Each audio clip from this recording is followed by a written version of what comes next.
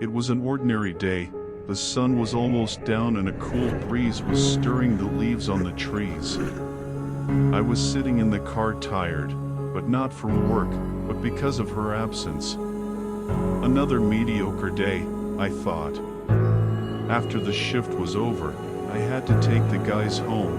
I finally wanted to take off this costume. The bell rang.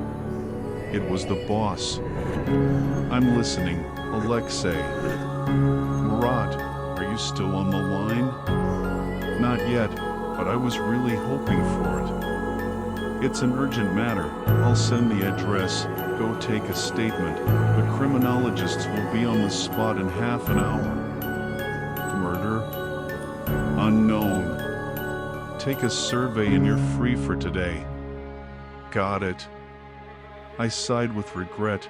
5 minutes before the end of the shift, I could already be in the bathroom. Is it really a given or a joke? Lena asked. This is the boss, you know, he doesn't know how to joke. Wake up our new guy, he's having his 7th dream. I got the address and we left. It was the center of the city. There were a lot of people in the area due to the congestion in the markets and large squares. They walked through the streets with their arms around each other, talking about various topics, and the children with ice cream, shouting and laughing, ran around, creating such an idyll that it seemed nothing could disturb this peace. When we arrived at the high-rise building, I noticed a large crowd near the entrance. They were shocked.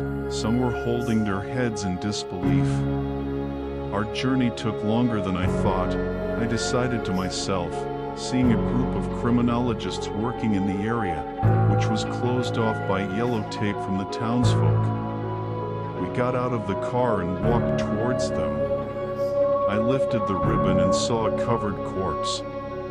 The blood seeped a little further than the canvas and soaked into the asphalt, creating terrible patterns on the ground.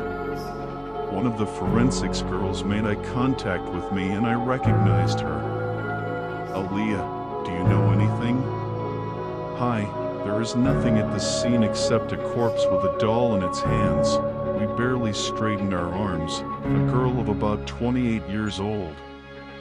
Apparently, the 11th floor, there is a broken glass, a quick death.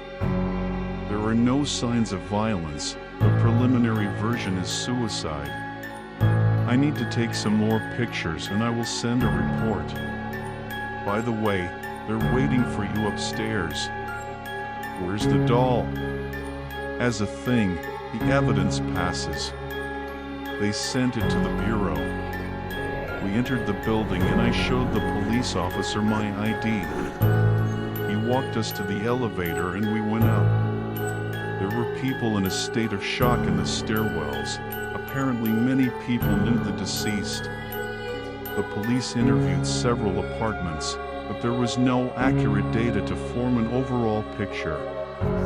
We went into the room and saw a girl sitting on the bed. She couldn't hold back her tears, covering her face with her hands. The psychologist calmed her down and brought her water, leaving us alone. Hello, Special Agent Murat. These are my partners Lena and Kill. The guys nodded and I showed my ID. We understand your condition. We just wanted to ask a couple of questions. Can you explain what happened? The girl's name was Indy. She was sobbing, trying to get her breathing back to normal. It's a doll. The damn doll, she muttered. We looked at each other in disbelief, and the girl continued. My sister got married 2 years ago. It was an exemplary family.